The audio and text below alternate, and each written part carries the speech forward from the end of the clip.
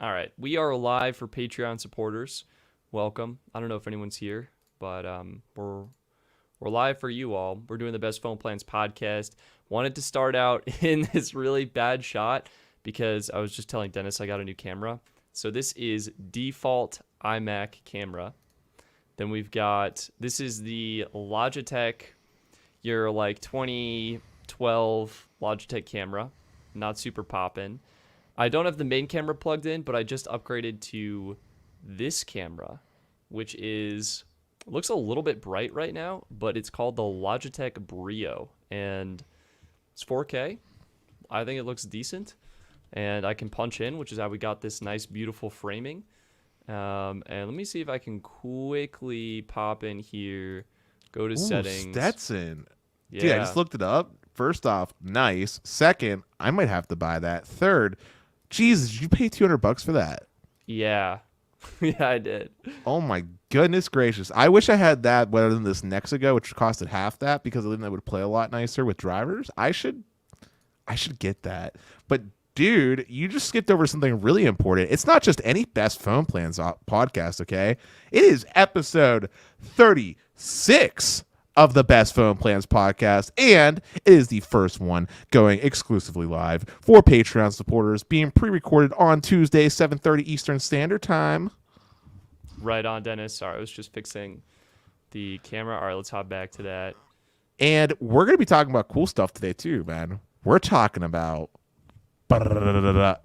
Apple iPhone 13 rumors, iOS 15, and a little bit of a wish list of what we're hoping to see from Apple.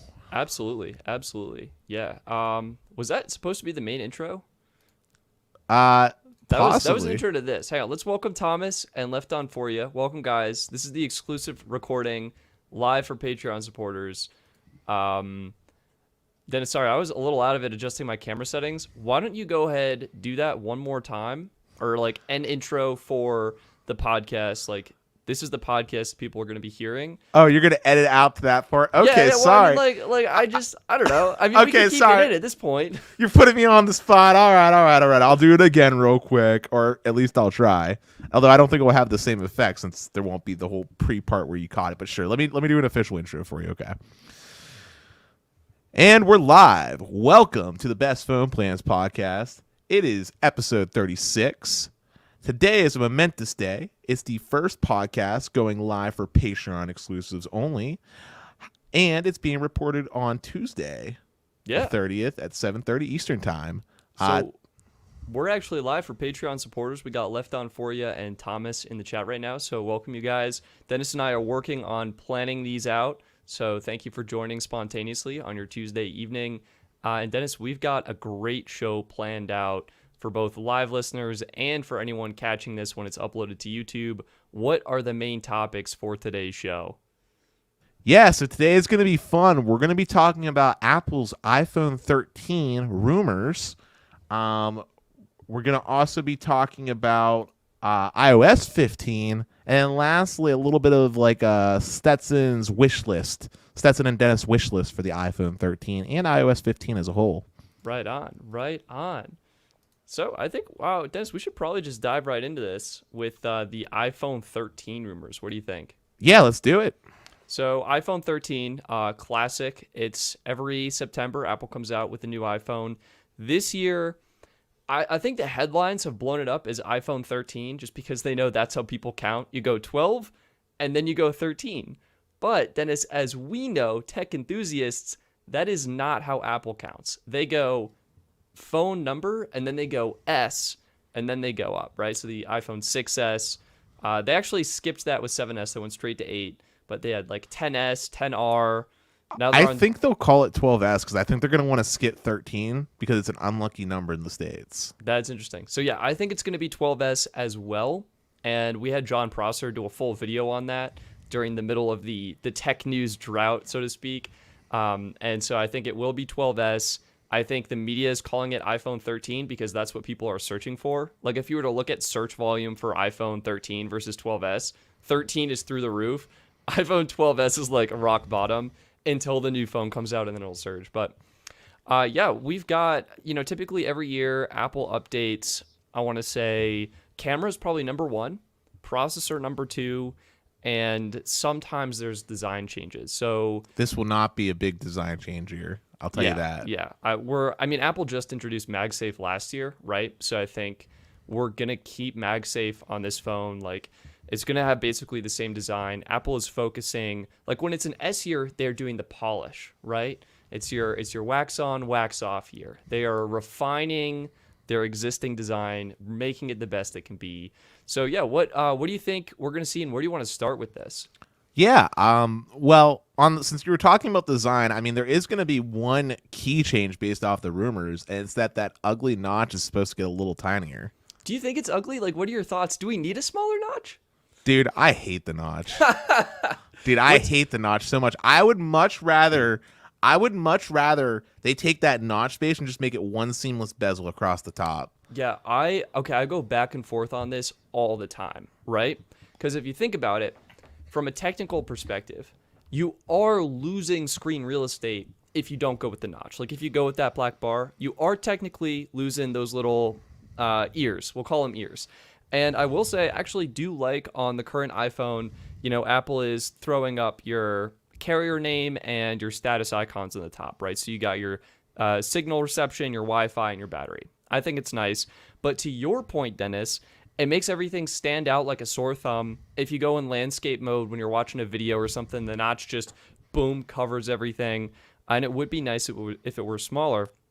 I mean, dude, when I do landscape on video, I do the little pull-out method, so it shows like the little black bars on the sides. Yeah, it's better to have bars than to have the notch. That's how bad it is. Like, yeah, it's real bad. But the thing that's bad is there's certain things where you can't do what I was talking about. And a good example of that would be like a mobile game.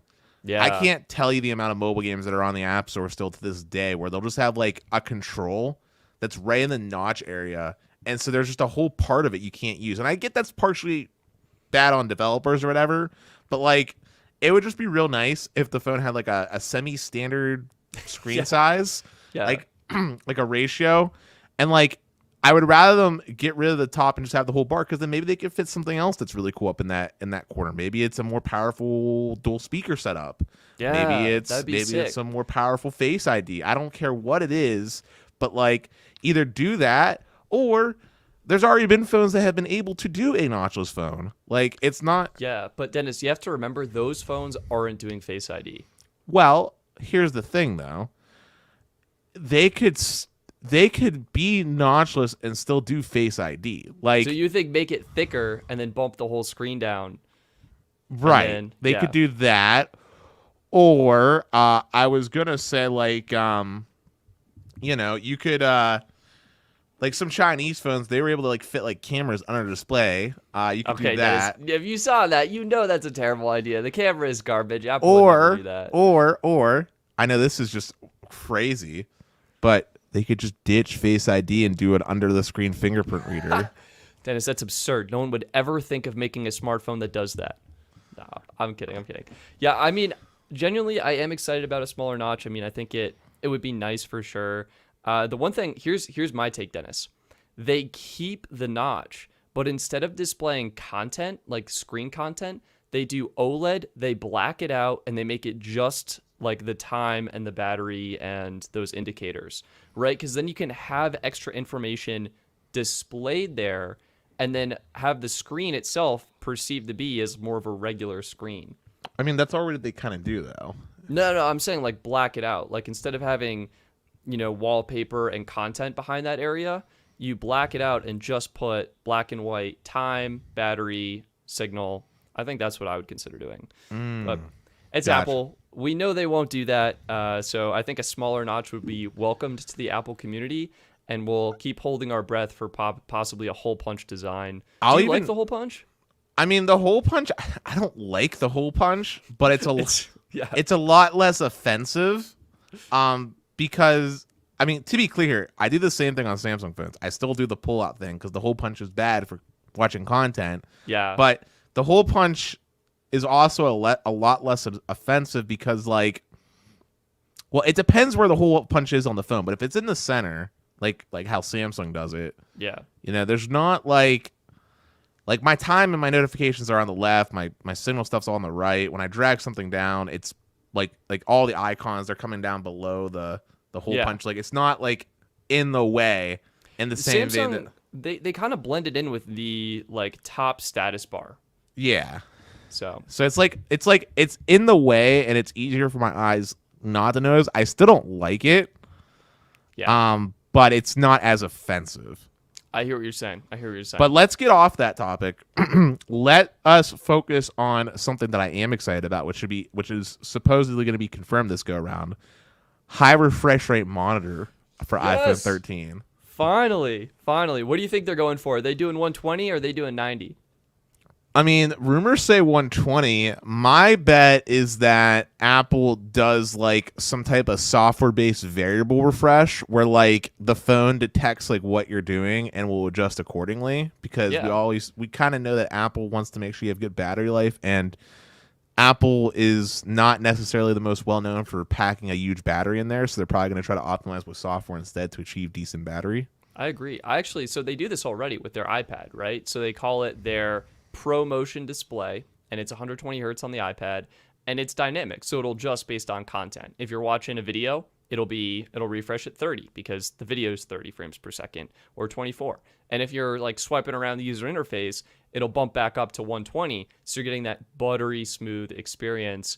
And Dennis, I think you're right. Apple will make it automatically change based on what you're doing. And I also have heard they might use the same technology in the Apple Watch, an LTPO display, and that can variably refresh all the way down to 1 hertz refresh on the Apple Watch. Yeah, but on an Apple Watch, I don't see the benefits of high refresh rate. Well, I'm saying the variable. The variable goes down. Like they actually want it to go lower, so it can do 1 hertz, 1 refresh per second, so you get your second hand to properly be ticking. Yeah, I wish Apple would give control to the user to manually force 120 hertz, but we know that's not going to happen. You don't think so?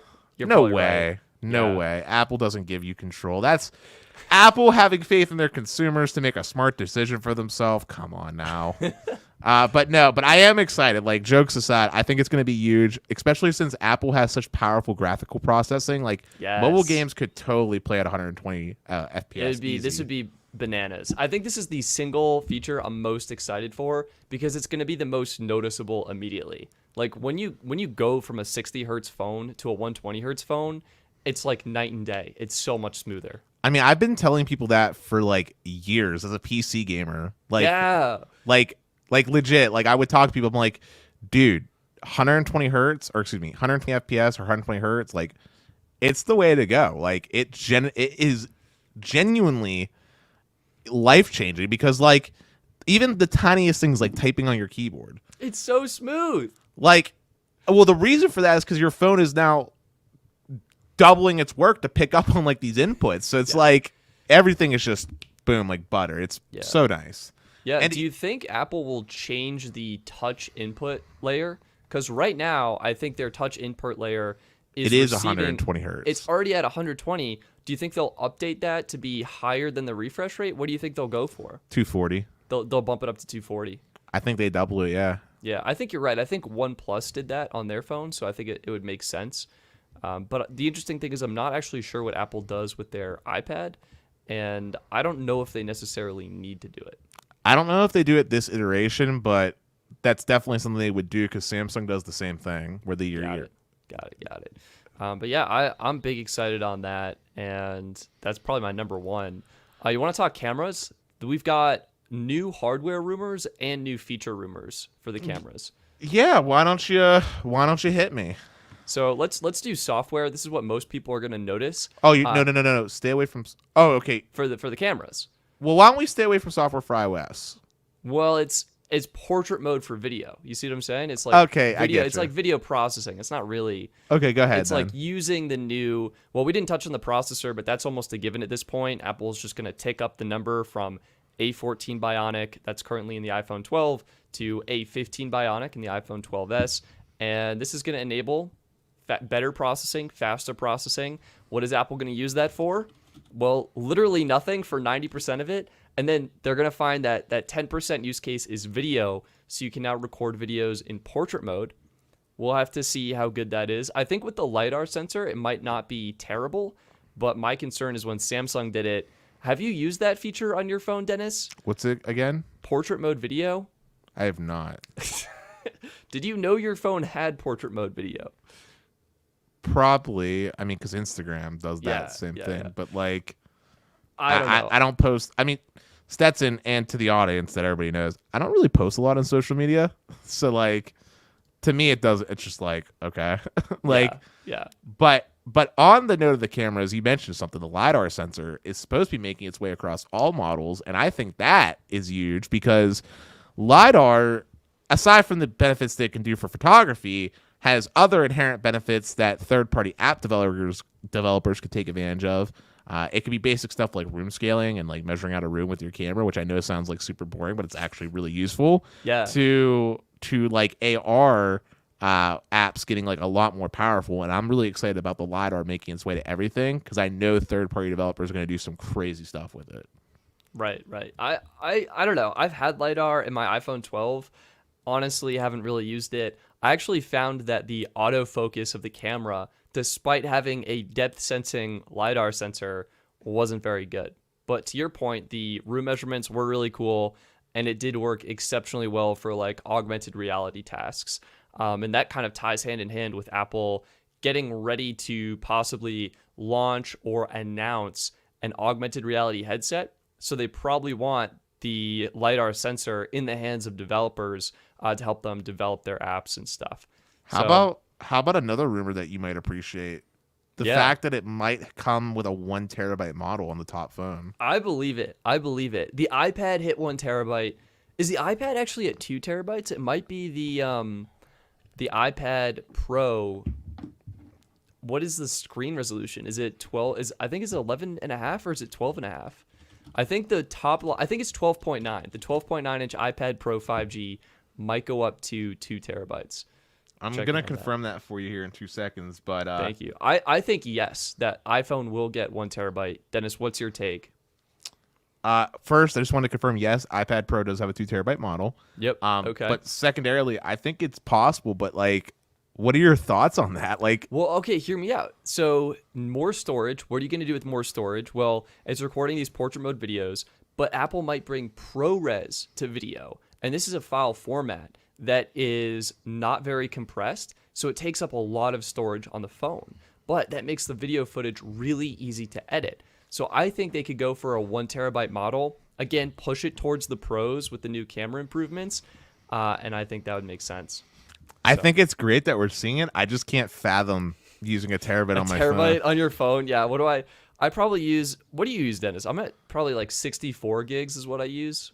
I mean, my Galaxy S20 is a bad example because there's actually, believe it or not, there's actually software installed on the micro SD card that I had from when I used to work as a technician, for when I did like virus removal and stuff like that for people. So like, bad example, but I know that there's like probably 256 gigabytes worth of stuff on my S20. Okay. And that's like, again, stuff that is totally unrelated because Android actually lets you connect to a computer and do file transfers and stuff. Right. And then I think my 12 Pro Max might be like, I don't know, maybe like 128 gigabytes or something like that of usage out of like the 512 model that I have. You got the 512 model? Yeah. I got baseline 64 gig models. They were great for my test phone, and my personal phone 128 is pretty good for me. But I think like I film a lot with my phone sometimes, and having that 256 is often what I consider the sweet spot. Also, I just want to quickly say, as I'm looking at the chat, Mark, 100% agree. SD cards, those were the days. But yeah, I mean, I think it's cool. I'm more interested to see what that means for the baseline. Like, can we finally see a baseline iPhone come with 128 instead of 64 gigs? So the iPhone 12 Pro currently comes with 128. I'm talking about the 1212. You're talking about baseline 1212. Do you think they'll do it? Like, what are your thoughts on this? It's They're Apple. Not gonna do it. It's Apple, so I know they probably won't. But that stinks because like Pixel's doing that with their Pixel 5 and dude, forget Pixel 5. Freaking budget $200 phones from Motorola are doing it. Like I really feel like Apple should be doing it because it's not that expensive to bump up the storage. But I know that they won't because it's just an excuse for them to sell you like a subscription to iCloud to offload all your photos, you know? Yeah, hang on. I'm just checking something right now. Why can I want to get the storage capacity of Pixel 4a. It's 128 gigabytes. Oh my Dude, God. 128 is literally the norm in $200 phones. You're so right, Dennis. Like it's the same way when Apple was hard stuck on 16 gigs for like ever, right? Those are not the good days. Those are the bad days. And 64 gigabytes has become that, and it's like 64 like 64 gigabytes sounds like it would be a lot for a phone until you realize that like Facebook on iPhone is like 250 megabytes before you even start loading up all this other stuff in the cache. And then and then like you're taking these high res 4K pictures and stuff or videos. Yeah, well, I mean it kind of goes both ways because the compression algorithm has actually gotten better for photos and videos with the new high efficiency video codec and the HEIC. But think about how long people use their iPhone. It's true. Yeah, if you're going for a long time. But dude, we know they're not going to do it. And dude, you know the reason that Apple does that is because so you upgrade to the next one. They want dude, I guarantee you Apple probably prefers it if people buy the base storage and then buy an iCloud subscription. Yeah, I mean, you're probably right because the iCloud subscription, that'll get them into some other stuff. Maybe they'll get like an Apple Premiere subscription. So, but yeah. All right, that's kind of it for storage. I think two other things. So cameras, we're looking at possibly new megapixel counts here: 40 megapixel wide angle, 40 megapixel telephoto, and possibly a 40 megapixel anamorphic lens. What's an anamorphic lens? Explain that to me. It's just ultra wide. It's for video. If you see like a super wide aspect ratio video, it's typically on anamorphic. But I think it's just for an ultra wide angle is kind of what they mean. I'm going to be honest, hot take here. Yeah. I'm willing to bet you there's not going to be a distinguishable difference in photography between current 12 Pro Max and whatever iPhone 12s has. Yeah. It got like the photography got a lot better. I think it was noticeable 10s to 11. Going from 11 to 12, it was subtle, but still a little bit there, a little bit better HDR, I think. And going from 12 to 13, oof. What do you think they're going to do with the sensor size? Because the iPhone 12 Pro Max got that bigger sensor. Is that going to remain a Pro Max exclusive? Maybe. He has no idea. I mean, they have to do something to make the Pro Max justifiable, but like I'm just saying like my hot take is this, like when it comes to photos on a phone screen, I feel like if you took a photo on a phone that was 2 years old and a photo today, I'd be really hard pressed to tell a difference. Like I'm being serious. I'd be real hard pressed to tell the difference. Actually, I don't even think anybody could tell the difference because as we were talking about with compression, the thing that you're going to post it to is probably just going to compress it anyway, so it's going to look the exact same. Yeah, slap a filter on there. I think there's only like certain scenarios where if you're shooting in a high contrast scene with the sun backlighting you or certain kind of edge cases like that, I think the extra dynamic range will be visible. But to your point, Dennis, for probably 90% of photos that are shared on social media, probably not going to make a difference. You throw a filter on there and you add some compression, and you've baked yourself up just a classic social media photo that looks pretty similar to all the other ones. But I really want to talk about something that's more pressing to the channel, and that's Apple finally getting an updated modem. Yeah. Dennis, what is happening with the modem? This is something I'm super excited about. Yeah, so this year they're going to be getting the X60 5G modem, which is exciting because if memory serves me correctly, it actually supports carrier aggregation for 5G standalone. I think so. That might be because I think the S21 has it, and I think it's waiting on like a software update? Firmware update, but yeah. Firmware update, yeah. So that'll be huge. Standalone 5G carrier ag, so say N41, N71 as an example. Also, just because, it's just a better modem overall, so we should be seeing hopefully too like better battery because it's not going to be like it should be more integrated, right? Like on the Snapdragon 8 88, it's integrated right on the SoC. It's not like a separate thing anymore. Yeah. And I'm sure Apple will do a similar thing instead of having like that big bulky chip that like consumes a ton of power. So we'll see. I mean, I think it's different because Qualcomm's making the 888 and the X55, and the X60, and with Apple, they're making their processor, the A15 Bionic. I don't know how integrated they can make the modem, but hopefully it is pretty close so it doesn't heat up too much. Do you think we'll see heat problems in the iPhone 13? I know that the S21 did have some heat issues with the X60 but that was modem. That wasn't because of the X60 modem. That was more because of the Snapdragon 888 with that single core. Oh, okay. So no, I don't think there'll be heating problems. Although if there is, I mean, it also wouldn't surprise me. I mean, it's a phone, It's not like there's an RGB fan in there just cooling down everything. So Yeah. I mean, Sick. All right, Dennis, what is one feature you're most excited about of everything we've covered, and will you upgrade? no to probably upgrading, unless there's a really good deal, or I get it for free. Like a trade-in deal? Not a trade-in deal because I'm not going to do device financing. We went over that. Got it. Yeah. But so no to probably upgrading, and then feature I'm most excited about 120 hertz screen. Yeah, I agree on the 120 hertz. I will upgrade because gotta do it for the channel, unboxing videos. Well, you won't all just that good upgrade; stuff. you'll buy like 6 of them. Yeah. We'll see what happens, but I'm really excited, and I think the 120 hertz will just be so noticeable. Like that phone is gonna fly. That phone is gonna fly, and running on this new phone is gonna be iOS 15. Now that deserves a proper discussion. Let's get into that. Yeah. So, iOS 15 is doing some actually somewhat game-changing things for when it comes to iOS, in my opinion. I'm a big fan of the security enhancements that have been coming along with iOS 15. Sweet. Yeah. What are we seeing with security? What's big?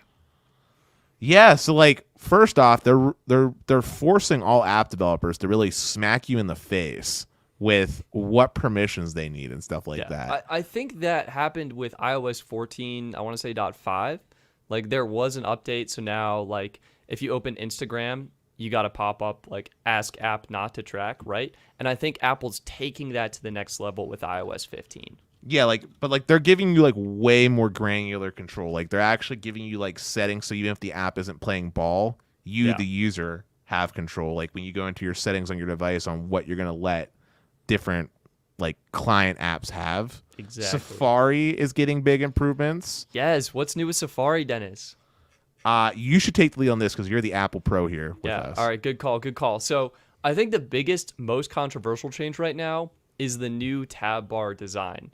Right now on mobile, the search bar is at the top, your tabs are at the top, but your thumb, when you're holding your phone, right, it's all the way at the bottom of the screen. So what Apple is doing is they moved the navigation bar to the bottom and made it a lot like just the regular home bar, where you can actually swipe on the Safari URL bar basically to navigate between different open tabs you have, and it's right by the bottom of your phone. So you can tap on it to type in a new URL and open your tabs and stuff.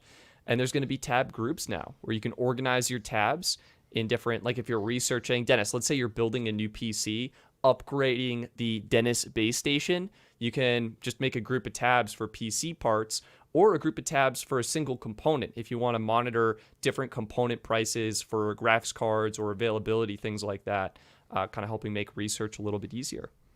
Yeah. I will just say I wish Apple would give the user the option to have the URL at the top or do the thing at the bottom. But I've seen on Twitter, like this has actually caused some issues where on the bottom of the phone now, you have your navigation bar, your home bar, and you have the Safari bar. So let's say that's like an inch of screen real estate that's just gone.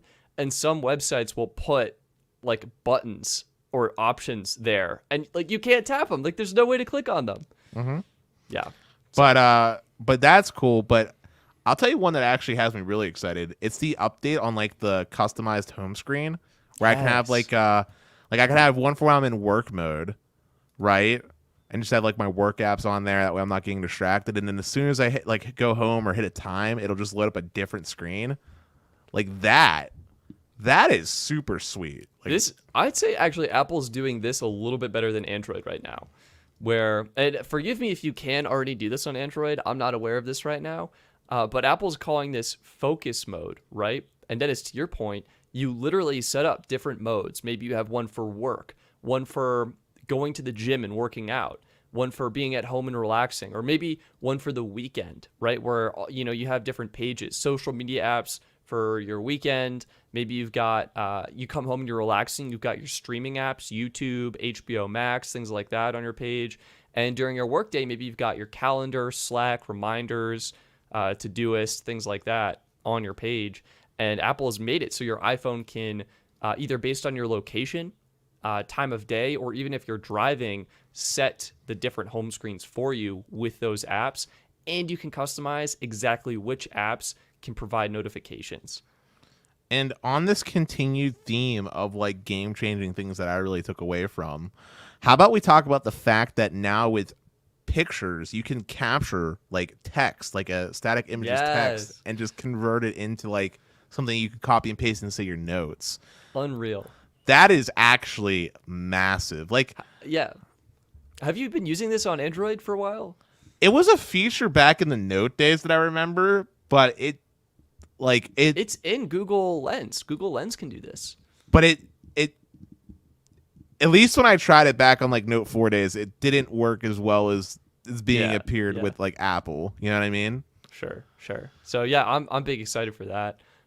Focus mode is huge for me. I've been crying for this. Like, I frequently will get like texts and stuff. Like, I need calendar alerts and reminders, but I want everything else silenced, and I haven't been able to figure out how to do that because like if the phone is on, then I'll get pinged with like email and stuff or other alerts like that I want to go through, but I just don't want them while I'm working. And so I'm big excited on that.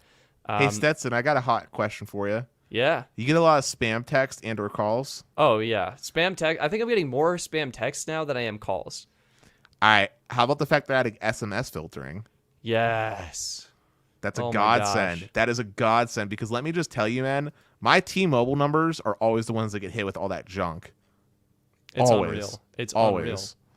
So that is pretty dope. And also, I know I'm jumping all over the place with features, but outside of that, how about the fact they're letting you use like an alias email and stuff like that now? That is really cool. Yeah, so that's part of this is almost jumping back to the beginning where you're talking about privacy, right?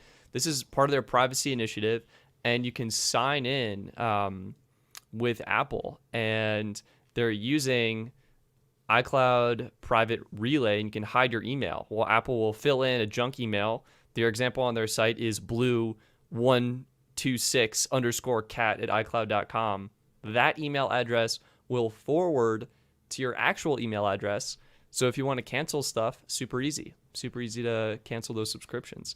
And then iCloud Private Relay, this ties into Safari. It's basically Apple just built in a VPN to Safari, like straight up.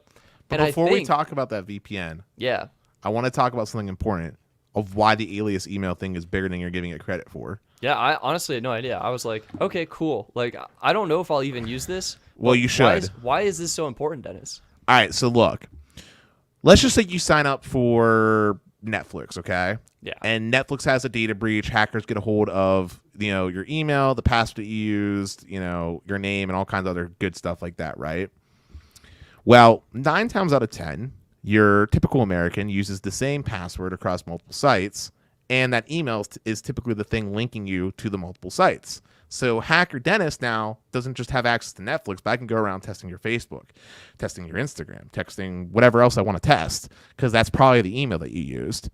Well, with Alias, if I used an alias email for Netflix, I don't have your email. I'm missing that proponent. So even if I have your password, I'm still missing the main proponent of what I need to do my hacking. And obviously, you as a proper good online person shouldn't be using the same password, but this is just an extra layer of adding confusion so you can keep your email reserved for only the most important things like your bank, a recovery email for, say, X, Y, and Z important thing, and just use the alias one as junk or have multiple alias ones, Yeah. Wow, Dennis, that's a really great point. Maybe I will switch that up. Start trying to use that when it goes live with iOS 15. And I will just say the Alias thing isn't exclusive. As someone mentioned, Gmail allows you to do something similar. But as with all things in life, for the average populace, Apple tends to be the one that makes it a norm. Yeah. It's true. It's so true.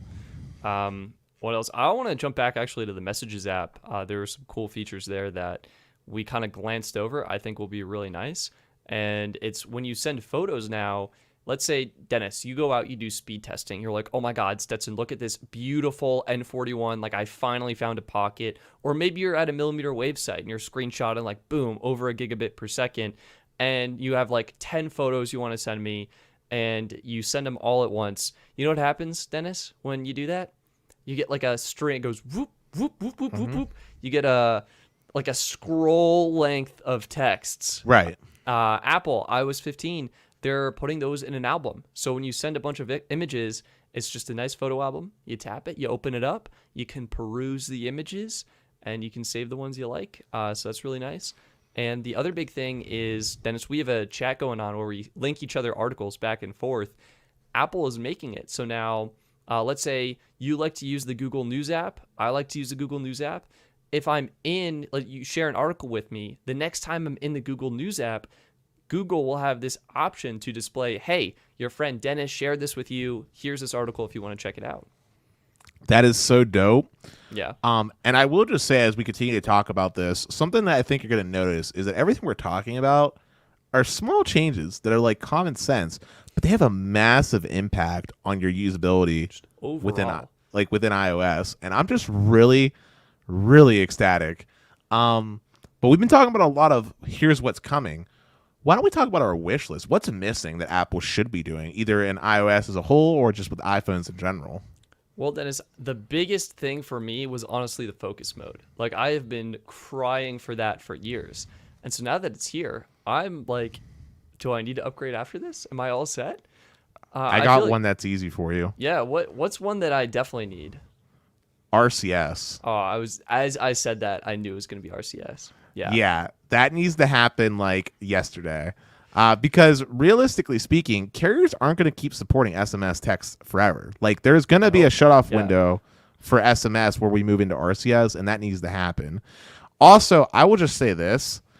Apple needs to stop being all like exclusive when it comes to their apps. Like, when they made these changes to FaceTime, for example, I hate that you have to be an Apple user to start the FaceTime convo. Just make FaceTime video like an everybody thing. Dennis, yeah. I mean, but that's the whole draw to iPhone.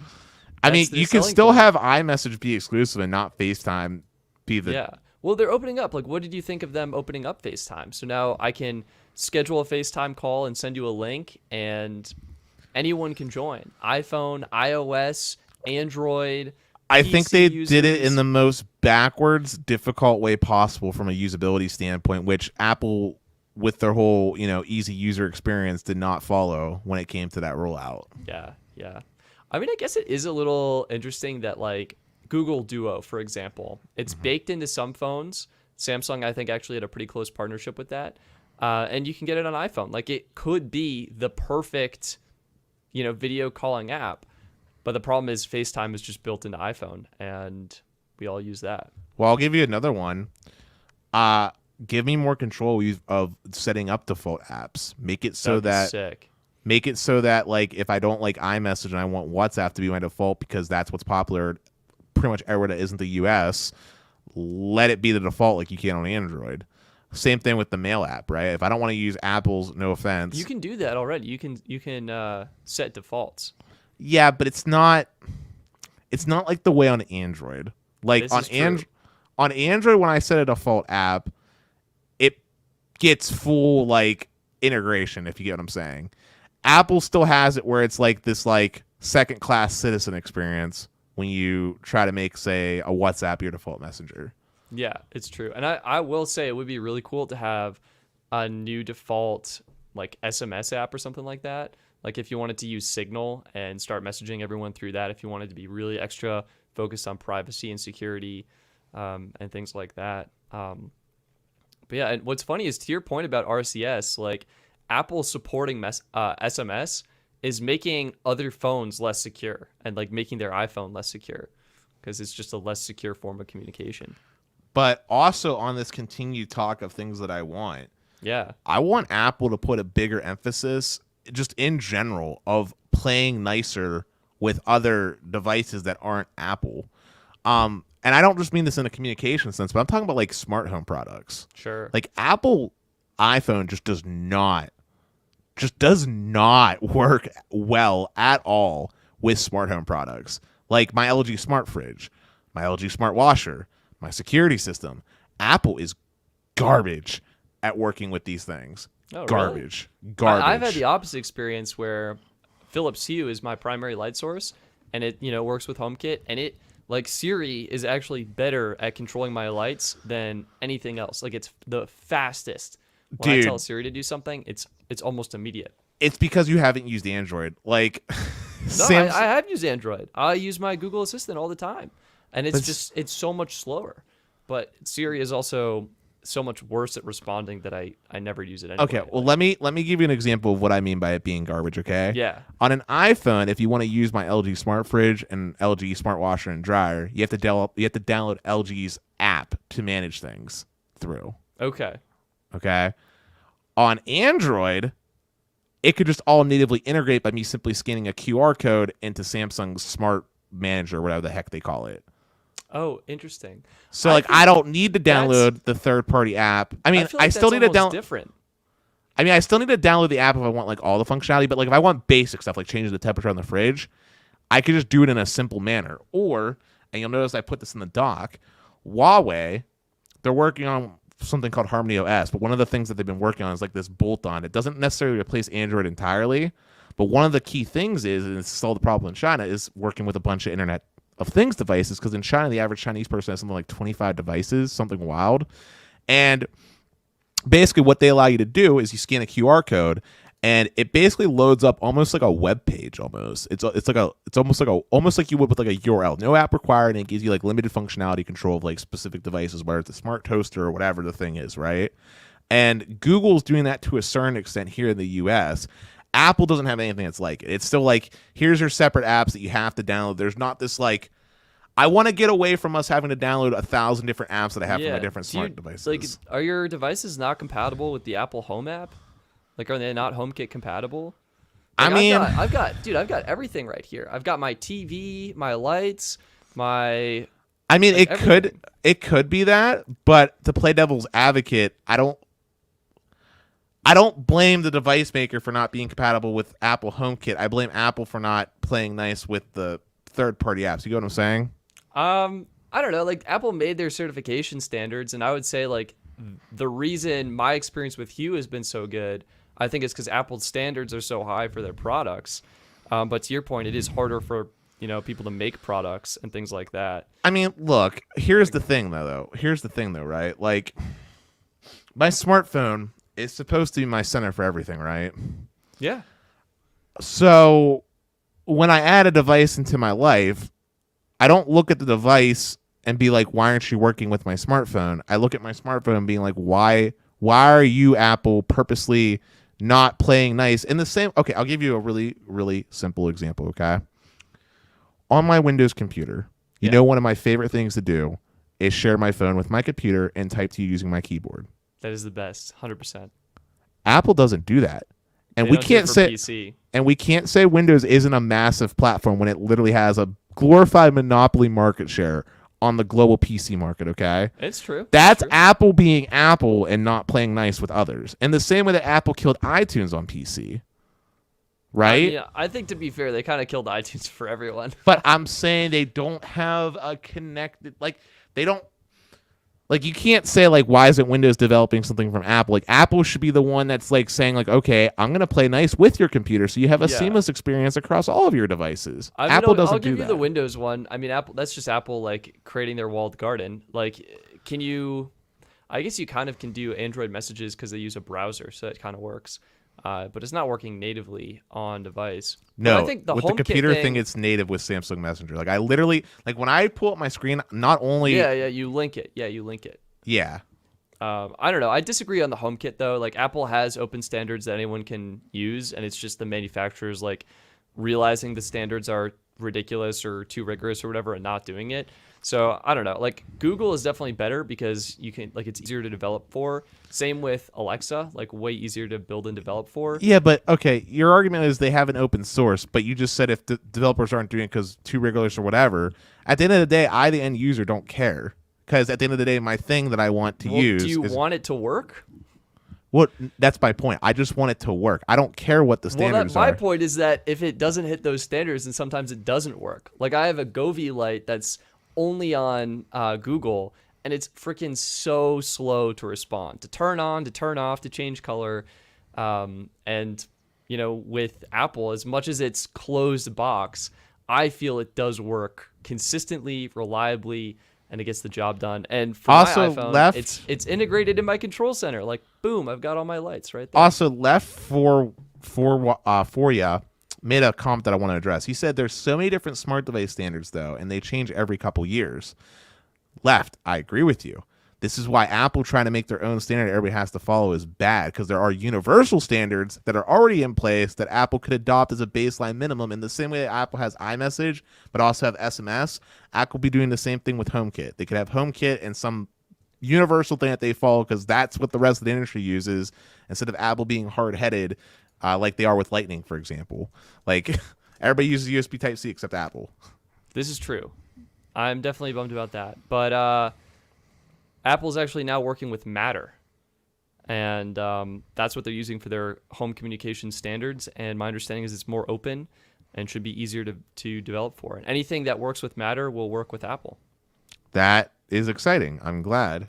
Yeah, and that is exactly what Left is saying. So, yeah, so I think we're moving in that direction. And Dennis, I'm sorry that your laundry machines and your refrigerator. Oh, I aren't don't, working. dude. To be clear, I don't care. My Android phone is the main thing I use anyway. I'm just saying. Yeah. If we're talking about what I want to see from Apple, I want to see them stop sticking their nose up at playing nice with other devices. We get into this more interconnected, Sure.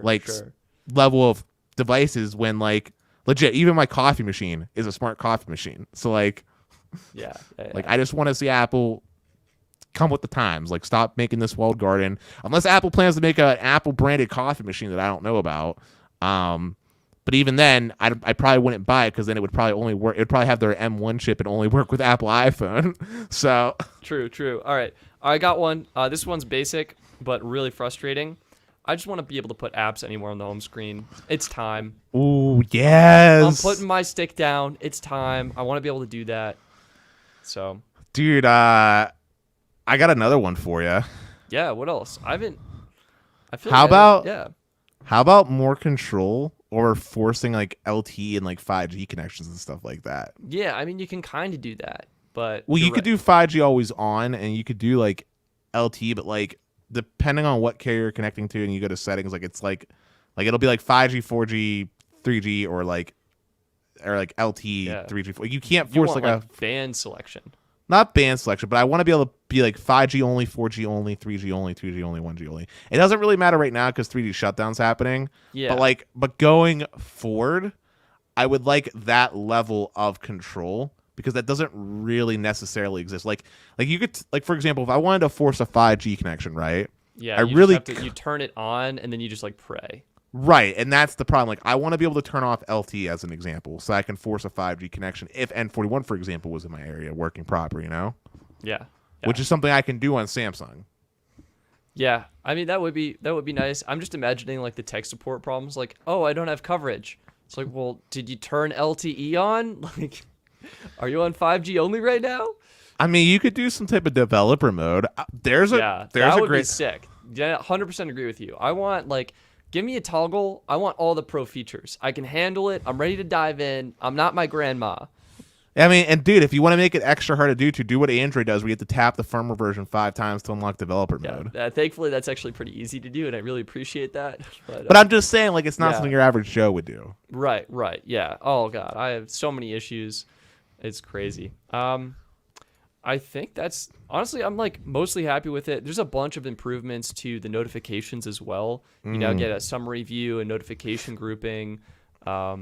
And there's some other things with FaceTime, spatial audio, grid view, portrait mode, things like that. But I think, honestly, Dennis, the biggest feature I am happiest about with iOS 15 is the supported devices. This update is going all the way back to the iPhone 6S. Even further, even further, iPhone SE. First generation. That's 7 years. 7 years of devices are getting this update. Yeah, you took the words right out of my mouth, because I was just about to say, even though I just ragged on Apple for a second, I got to give them kudos where kudos is due. I'm very proud of them for supporting as long back as they have, and I can honestly say that I think everybody listening to this can walk away saying, overall, this is a net positive for all of the Apple users out there. I mean, I will say there's some features that won't be coming to the older devices. Like the Animoji. Animoji, the text selection in photos. Like, Apple needs the faster processors to be able to do that. But otherwise, I think this is a huge win. And I don't think there's any other manufacturer that can say they've offered 7 years of updates for a phone. There is zero. So that's why I'm really proud of Apple for that. They're doing one thing right. And yeah, it's honestly astounding. So, but do you want to call and do that thing that I was talking about?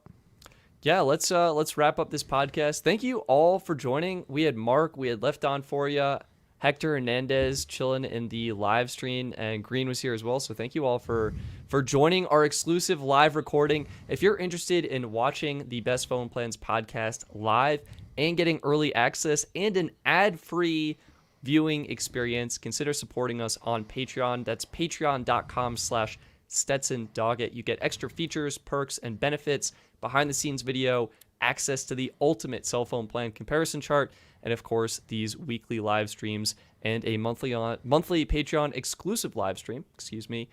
So tons to enjoy there. Again, consider supporting us. If not, feel free to just click that like button. That is the next best way to support us. We truly appreciate it. Dennis, any other final words, remarks? Yeah, I just want to thank everybody for watching. As always, it's always fun. As Stetson said, make sure you're smashing that like button, but also don't forget to subscribe and hit that bell notification so you don't miss any uploads. For example, Stetson and I are going to actually be doing a surprise one right after this show. And as he mentioned, become a member of the Patreon. Stetson actually did a fantastic behind-the-scenes video of his experience signing up for AT&T, which I thought was just on-the-nose hilarious. He also has some classic bloopers that I really enjoy. So you should definitely become a member so you can enjoy that and talk to us on the Discord. Always good seeing your friendly faces and getting to chat. But as always, guys, we're peacing out. See you next week. Peace, everyone.